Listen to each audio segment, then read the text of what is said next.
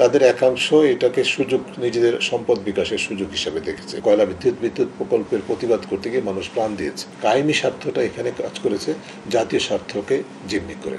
কিছু কিছু ক্ষেত্রে কাজ মানে বলবো যে খুব বেশি না হলেও দৃশ্যমান সম্ভাবনা সৃষ্টি হয়েছে কোনো কোনো প্রকল্পের মাধ্যমে, বিশেষ করে যেগুলো বেসরকারি সংস্থা, নাগরিক সমাজের কমিউনিটি বেজ অর্গানাইজেশন যারা মাঠ পর্যায়ে কাজ করছেন তাদের উদ্যোগে কিছু সুফল আমরা দেখতে পেয়েছি এবং সেটা চলমান আছে। কিন্তু রাষ্ট্রীয়ভাবে সরকারের উদ্যোগে যে সমস্ত উদ্যোগগুলি গৃহীত হয়েছে সেগুলোর নামে জলবায়ু পরিবর্তন মোকাবেলা স্লোগানটা হচ্ছে যে খুবই মানে বলো যে উৎসবঞ্জক, কিন্তু বাস্তবে সেটি কিন্তু মূল বিষয়টা যে জলবায়ু পরিবর্তন মোকাবেলার জন্য যে সক্ষমতা তৈরি করা এবং সেটা জলবায়ু পরিবর্তন প্রতিরোধে বাংলাদেশের যে ভূমিকা সেটি পালন করার ক্ষেত্রে কোনো ইতিবাচক অগ্রগতি দেখা যায়নি বললে কোনো অত্যুক্তি হবে না।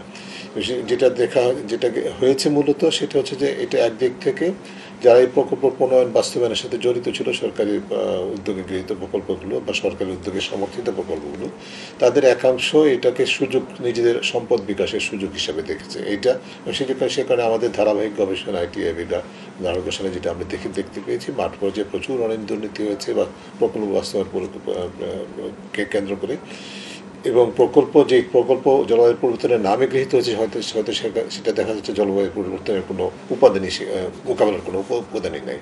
যে অঞ্চলগুলো সবচেয়ে বেশি ক্ষতিগ্রস্ত, ঝুঁকির সম্মুখীন, সেখানে না হয়ে মন্ত্রী এমপিদের বাড়ির কাছে বা জেলায় উপজেলায় এই প্রকল্প হয়েছে যেগুলো কোনো জলবায়ু পরিবর্তনের সাথে কোনো সামঞ্জস্যপূর্ণ ছিল না। এটা একটা দিক। আর দ্বিতীয় যে দিকটা সেটা হচ্ছে যে বেশ কিছু প্রকল্প গৃহীত হয়েছে সেগুলো হচ্ছে আবার দলীয় স্বার্থ বা পারিবারিক স্বার্থ, বলবো যে ক্রেডিট নেওয়ার মতো, দলীয় ক্রেডিট নেওয়ার মতো কিছু হোয়াইট এলিফেন্ট যেটা বলা হয় শ্বেতহস্তি জাতীয় প্রকল্প গৃহীত হয়েছে। এটা হচ্ছে দ্বিতীয় বিষয়।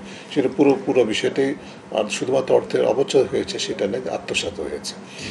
এবং এগুলো নিয়ে কথা বলে, এগুলোর গবেষণা তথ্য প্রকাশের কারণে তৎকালীন মন্ত্রী এই সরকারের পক্ষ থেকে আমাদেরকে রাষ্ট্রদ্রোহী থেকে শুরু করে বিভিন্ন ধরনের উপবাদ দেওয়া হয়েছে।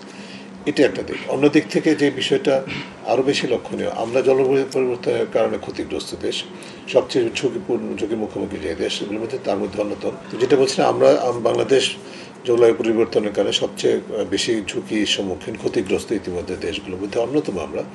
এবং অন্য দিক থেকে আমাদের জলবায়ু পরিবর্তনের যে জন্য দায়ী যে এমিশন, সেই এমিশনের মানদণ্ডে আমরা কিন্তু সবচেয়ে কম আমাদের ভূমিকা। তা সত্ত্বেও কিন্তু আমরা যেহেতু জলবায়ু পরিবর্তনের কারণে ক্ষতিগ্রস্ত, ঝুঁকির সম্মুখীন, আমাদেরও কিন্তু বাংলাদেশেও জলবায়ু পরিবর্তন মোকাবেলার জন্য কিছু বিষয় মিটিগেশনের পাশাপাশি, অভিযোজনের পাশাপাশি যে বলো যে দূষণ, সেটাকে নিয়ন্ত্রণ করার জন্য, যার মাধ্যমে জলবায়ু পরিবর্তনের অন্যতম উপাদান সৃষ্টি হয়, সেটা নিয়ন্ত্রণ করার জন্য যে ধরনের নীতিমালা, যে ধরনের পদক্ষেপ গ্রহণ করার কথা ছিল, সেগুলো কিছু কাগজে কলমে থাকলেও সেগুলো কিন্তু বাস্তবায়িত হয় নাই, বরং উল্টো হয়েছে। বাংলাদেশে কয়লা ভিত্তিক বিদ্যুৎ প্রকল্প, যেটা সুন্দরবনের মতো বিশাল রাষ্ট্রীয় সম্পদের যে জীববৈচিত্র্যকে ধ্বংস করার মতো যে পরিবেশ সৃষ্টি করা হয়েছে রামপাল প্রকল্পের মাধ্যমে, এই ধরনের প্রকল্প নিয়ে যখন নাগরিক সমাজের পক্ষ থেকে বা ভুক্তভোগী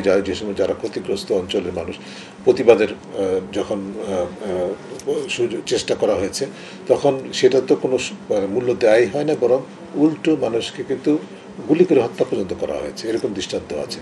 এবং কয়লা বিদ্যুৎ প্রকল্পের প্রতিবাদ করতে গিয়ে মানুষ প্রাণ দিয়েছে, এরকম দৃষ্টান্ত আছে। অর্থাৎ আমরা হাওড় এলাকাতে হয়েছে, মানে বাঁশখালী এই ধরনের যে এসএ গ্রুপের একটা প্রকল্পের ক্ষেত্রে সেটা হয়েছে, রামপালের ক্ষেত্রে ভীষণ ধরনের হয়রানি, হত্যা, হামলা ইত্যাদি ঘটনা ঘটেছে। অনেককে মানে এমনভাবে কালো তালিকাভুক্ত করা হয়েছে, এই ধরনের মানে গোয়েন্দা সংস্থা দিয়ে হয়রানি করা হয়েছে, এই ধরনের ঘটনা ঘটেছে। অর্থাৎ এখানে ভেস্টেড ইন্টারেস্ট, কায়েমি স্বার্থটা এখানে কাজ করেছে জাতীয় স্বার্থকে জিম্মি করে। সরকার যে জলবায়ু পরিবর্তনের জন্য বিশ্বব্যাংক সহ বিভিন্ন সংস্থার কাছ থেকে ঋণ নিয়েছে, সেটি কিন্তু দাতা সংস্থার কাছ থেকে, অন্যান্য দেশ থেকেও বা এখনও নেওয়ার মতো আছে, সম্ভাবনা আছে, ঝুঁকি আছে, সেটি কিন্তু হওয়ার কথা নয়। জলবায়ু পরিবর্তনের কারণে মোকাবেলার জন্য যেই অর্থায়ন, সেটা সম্পূর্ণ অনুদান হিসাবে আসবে। এটা ফেস্টেডগুলো কায়েমি স্বার্থের চাপে পড়ে বা তাদের সাথে যোগসাজশে তৎকালীন সরকার সেগুলো আমাদের প্রতিবাদ সত্ত্বেও সেগুলোকে গ্রহণ করার একটা পায়তারা শুরু করেছে এবং করেছে, যার ফলে আমাদের যে বোঝাটা ইতিমধ্যে আছে তারপরে আরও বোঝা চাপিয়ে দেওয়া হচ্ছে। এই পথ থেকে আমি মনে করি যে এই পথ থেকে অন্তর্বর্তীকালীন সরকারের সরে আসা উচিত এবং সুযোগ এটা এক। আর দ্বিতীয় হচ্ছে যে আপনি যেটা বলছেন যে সমস্ত প্রকল্পগুলি এখানে ব্যয়িত হয়েছে যে বা গৃহীত হয়েছিল, যে অর্থ ব্যয়িত হয়েছে সেগুলোর একটা আলাদা ইন্ডিপেন্ডেন্ট অডিট করা দরকার বলে আমরা মনে করি। বিশেষ করে আমাদের যে ট্রাস্ট ফান্ডের উপর ভিত্তি করে যেটা আমাদের বাজেটের অর্থ, বাংলাদেশের নিজস্ব অর্থায়নের বাস্তবায়িত প্রকল্পগুলো, সেগুলো একটা সার্বিক ইন্ডিপেন্ডেন্ট অডিট, নিরপেক্ষ অডিট করা দরকার বলে আমি মনে করি।